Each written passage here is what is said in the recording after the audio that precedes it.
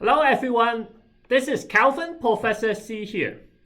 So once again, today I am having a topic of the COVID-19 relief effort again.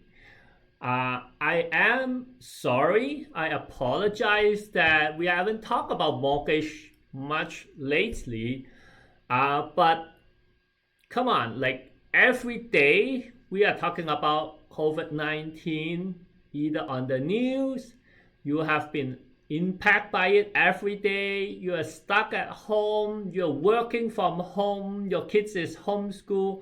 Like, I cannot just deny talking about COVID-19, especially there are so many change, so many new government programs out there almost daily. I cannot just keep up with all the updates. If you want me to do it, I have to do it like almost daily because there are so many new stuff coming up. So during last week, there are some new stuff coming up for the business owner. And it's called CECRA, as you can see on the screen.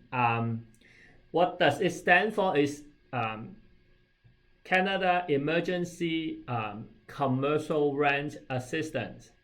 Okay, so as you can see, I have this CMHC official website, and you have this like who is eligible and all that.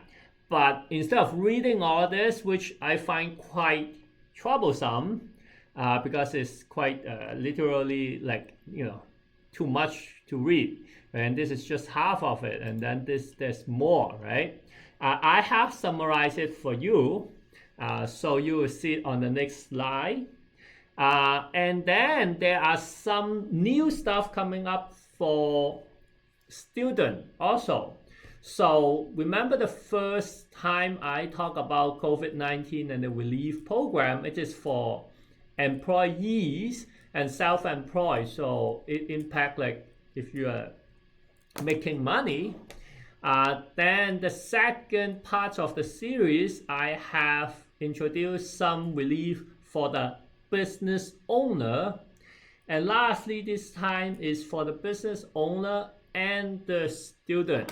Okay, so on the student side, this is the Government of Canada website. Again, all sorts of numbers, this and that. And instead of going through this, I'm going to summarize it for you.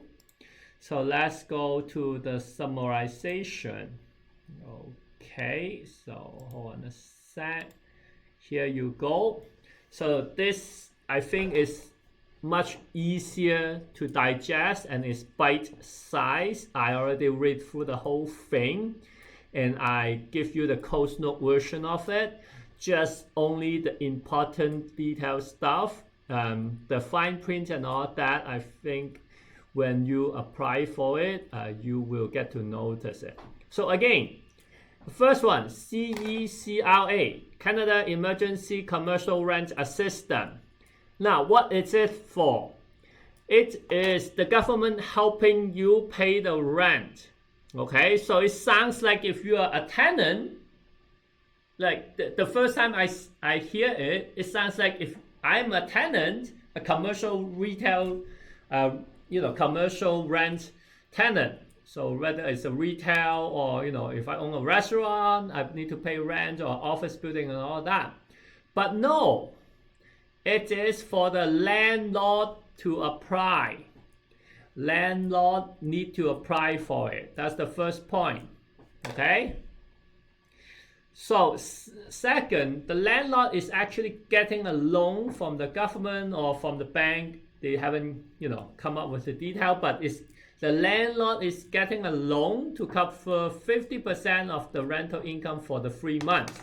They have specific for which 3 months. I believe it's April, May, and June. Again, the fine print, the detail, we'll look at it, when you apply for it, but it's getting a loan to cover 50% of the rent for 3 months. The loan will be forgiven if the landlord agree to reduce the rents by 75% for that 3 months for you. So if you're a tenant and if your landlord want to get that, CECRA, the assistance, the loan, he has to agree to reduce the rents by 75% for you. Okay? And also agree not to evict you. Okay? So let me first give you my personal opinion on it. It's, by no means, represent a lot of people, but at least that's my personal opinion.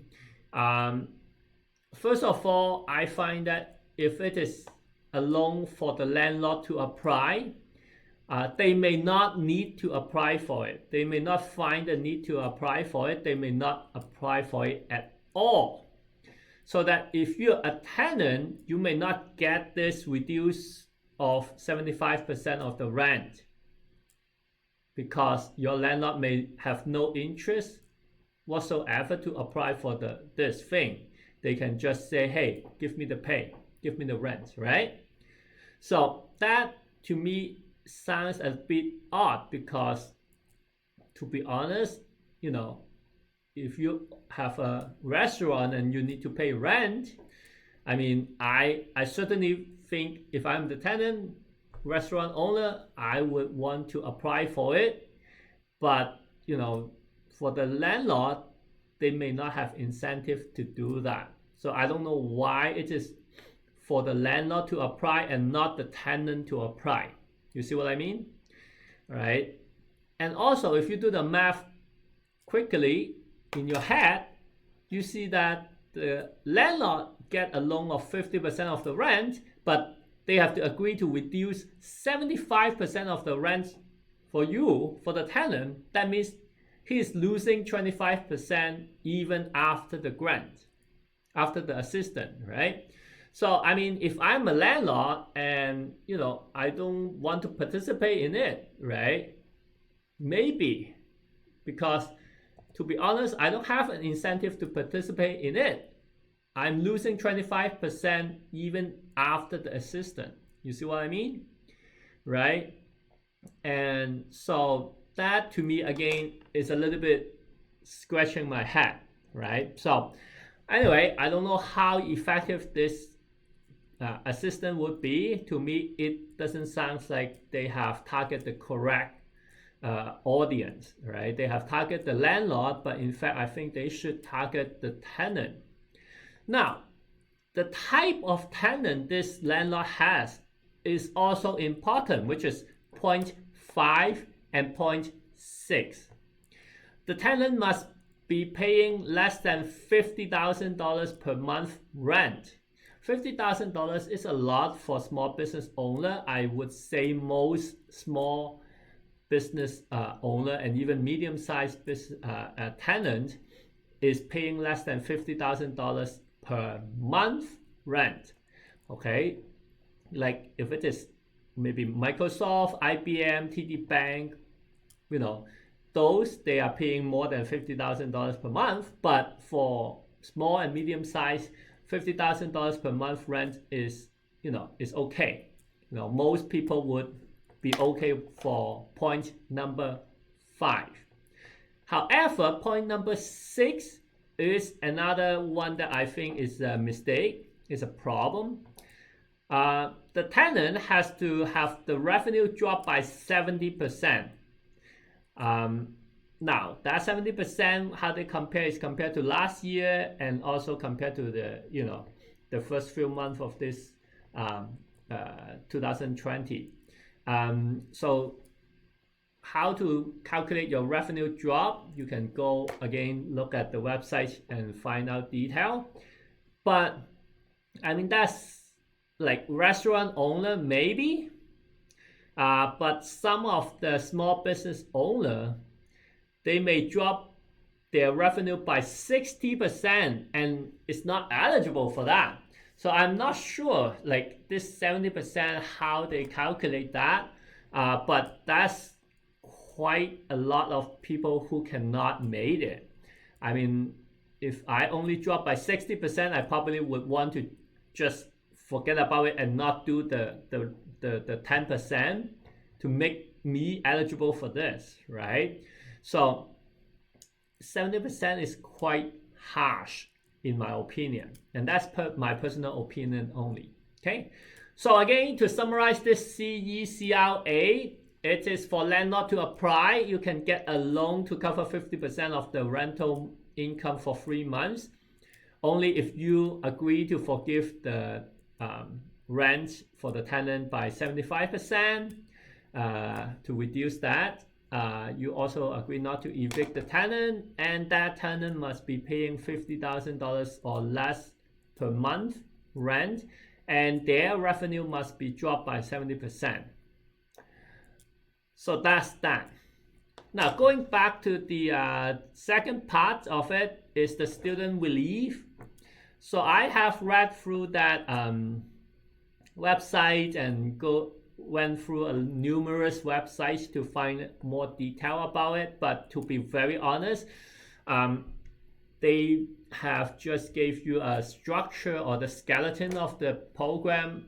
A lot of the detail is missing right now. So they want to set up a I want to help platform, and to me, what I think that would looks like, first of all, the platform has not been launched, but I think it is kind of like a one-stop shop for the student and employment information for them to find out what kind of relief program there is and find out what kind of employment subsidies and information there is. So government is going to launch a I want to help platform. That's what they say. Okay. Then government is going to support the youth employment and skills strategy by increasing the wage subsidy for the employer. So if I hire you as a summer job, government may pay me like say 100% of the wage. So effectively, I don't have to pay for your salary, right? So then there's a lot more incentive for employer to hire or hire more. Maybe my original plan is to hire 1 student for the summer. Now I can hire 2 students, something like that. So they will increase the wage subsidies. They also expand the employer eligibility. So, not all employer is eligible to apply for those. And before, maybe the eligibility is very strict. Now they say they will expand to more employer, and it's more flexibility, right? So it's easier to apply maybe, and it's more employer can be eligible. Okay. And work placement would increase. They say they want to increase the work placement. Okay, so this sounds all good for the student, especially those who are looking for summer job and also recently graduate from the maybe from the post-secondary school or something like that. That's good news. Also, student loan will be granted to more people. So this coming September, if you originally plan to get a summer job and then save some money for your tuition, you probably cannot do that right now because nobody's hiring. And so they said the student loan would be granted to more people for the upcoming, school year. Okay. And then there's a new CESB, Canada Emergency Student Benefit, right? There are so many acronyms lately, like I'm so confused too, right? CERB, CESB, and all this stuff. But anyway, it's CESB, Canada Emergency Student Benefit. So they say that, you are a student who just graduate and you were planning to get a job, but you cannot get a job, so you do not you do not qualify for the CERB, and so what is the government going to do to help you? They introduce CESB. So it's $1,250 for eligible student from May to August. And if you have a dependent, or have some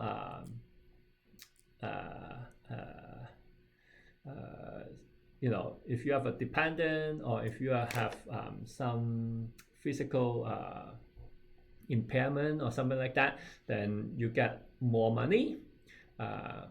But the key is there's no detail yet.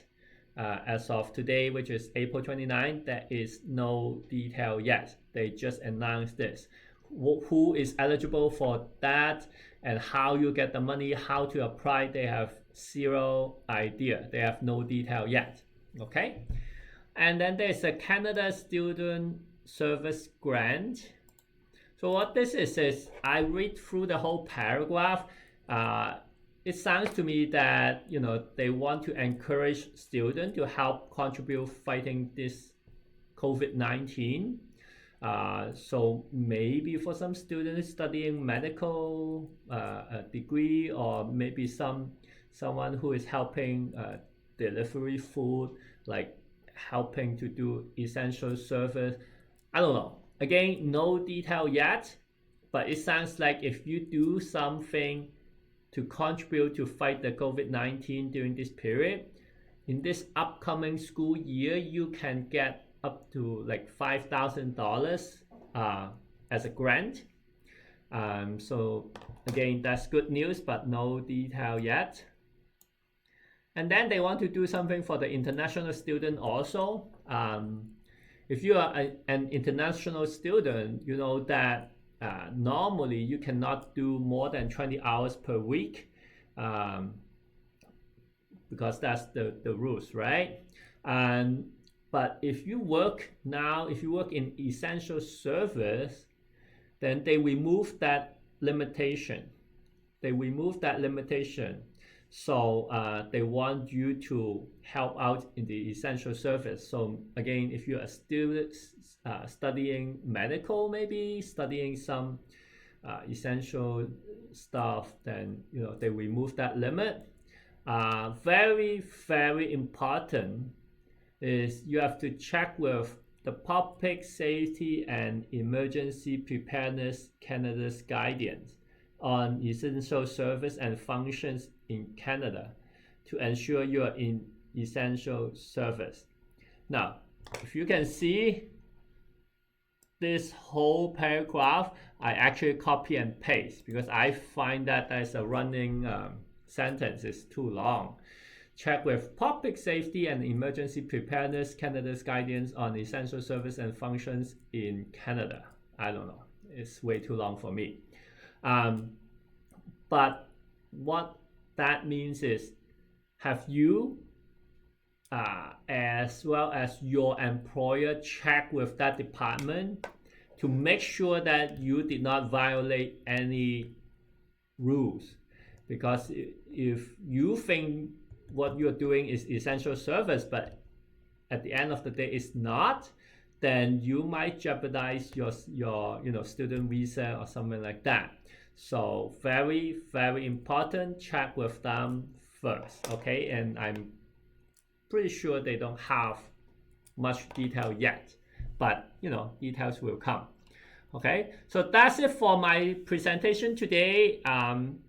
Again, if you like my channel, please subscribe to my channel. My channel normally is all about helping new mortgage agent making money, more money and faster, right? But during this couple of weeks, this month, COVID-19 basically dominate the headlines, and I'm trying to help out all my client and help your client, and hopefully by you helping them, by you getting more knowledgeable and helping them, then next time they think about money, think about buying a house after all the relief, after everything, after they get back to the job, then they will come to you, right? It's not all about making money. It's also about helping others, so making money in the future.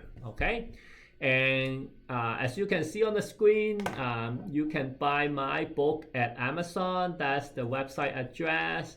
Is a Kindle ebook. The paperback book, again, I have the paperback book, but Amazon is not shipping to Canada right now because COVID-19. What else, right? So after the virus gone and all that, you can also order the paperback book. Okay, so that's it for now. I will talk to you next week, and hopefully next week will be some topics about mortgage. But if there are more to cover in the COVID-19, I will certainly love to do that too. Okay, thank you and stay safe.